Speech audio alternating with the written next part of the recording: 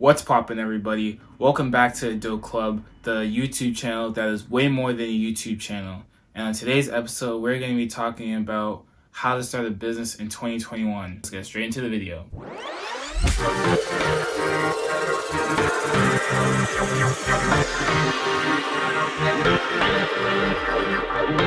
So my first rule in starting a business is that you want to be passionate about this business.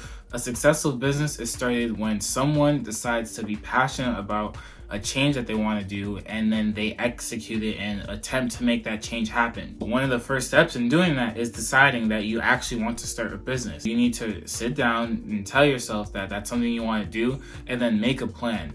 A general rule of thumb that other people and I follow myself is that you want to say that you will dedicate like the next 10 years to the relentless pursuit of making this goal achieved or visible. Next step in deciding to start a business in 2021 is that you need to start thinking of your branding. Branding is what a business is known by, but you want to make sure your brand is customer friendly, is easy recognizable. Maybe use bright colors in like the logo and the name that's something that people will easily be able to remember. If those things aren't there, then think about it. You're not going to remember your business and no one's going to remember you. So with branding, the key things you're going to want is that you're going to want to have a name for your business. And you're going to want a logo. You're going to want to register that business name with your Secretary of State, depending on the state you're in. And you also want to check the USPTO.gov website to see if it's been trademarked at all. You don't need a trademark immediately. You do want to make sure that your name is something that you can trademark and that you'll be ready to do that in the future. Legal protection that you want to have and that you want to make sure your business is ready for. So the next important start about starting a business is about like the permits and certifications, depending on the business that you're starting. The biggest questions that you're always going to see is, should I start an LLC, a B Corp, S Corp, all those different things. So my way to navigate this is you want to know what tax liability you want to have with your business. If you have dreams of making your business, a huge company that tries to engulf the United States, then you're probably going to want to start thinking about stocks and shares, and those are best done with an S Corp or C Corp. If you just plan on starting a business locally, then you're probably fine with the LLC. An LLC has simple tax benefits, but you're not going to have to deal with all the stresses of becoming a C Corp and figuring out all your stock shares. I also want to point out here that there is a relatively new type of business called a B Corp, which I plan on registering my business, Doughboys, as something that is legally required to be socially just and sustainable for the environment and community. I would say check it out. It's a new thing and people are always looking for new things, and that's what I'm doing, so that's why I recommend it to you.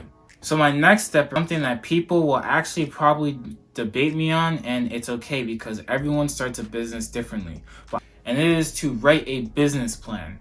If you're starting a business, then you're the CEO or the chief executive officer and you are running the shots. If you did not run your business, it will not exist, which is why you need to have a plan. If you were to hire your first employee, it would be really nice to just have a plan that you can show this employee so that they're not asking you all the time, hey, what's the plan? And you don't know the plan because you don't have a plan. But if you can have a plan, then it will help you and your employees do well. The way I wrote my business plan kind of guides me on how I hope to be running in the future. I have put goals and KPIs, which are key performance indexes, which I hope to, reach and measure through the next couple months and years that I'm operating my business. So I'm putting this as a crucial step in the formation of a business, because if you just have a plan, it's not going to take you that long to write the plan, and you'll just have a plan that you can resort to and just work on as you go. This is not a hobby, so why would you not have a plan if you're doing something seriously?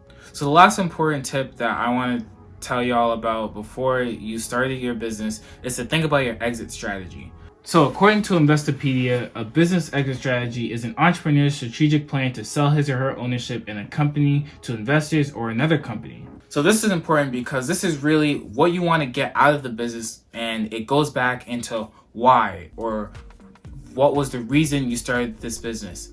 And a lot of the times I want to put here, if you take nothing away from this video, know why you started the business in the first place, going back to being passionate about you starting this business, are in the end the most important questions that span the life of the business and will ultimately decide whether your business succeeds or fails. You want to know at the beginning of the business what you want the business to do for you, and especially when it comes to monetary and equity in the business.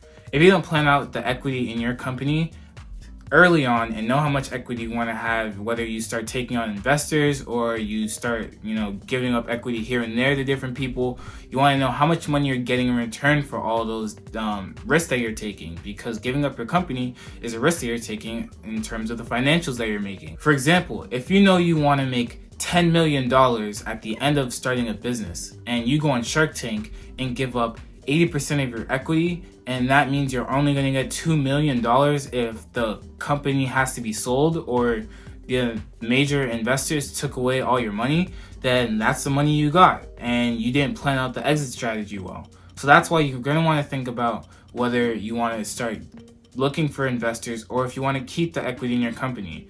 And a lot of the time, it's not worth giving up equity if you can't see the realistic return on it in the future. Make sure you think about equity early on and you'll have a better chance of making those decisions when they get there. Make sure to check out my business, Doughboys Food Services, coming soon in the spring of 2021. Serving breakfast to people in the New Hampshire area and soon to the Massachusetts area. Make sure to like, comment, subscribe on the video if you enjoyed the content or want to have more content like this or have ideas for new content. Thanks, y'all, and have a good day, y'all. Peace.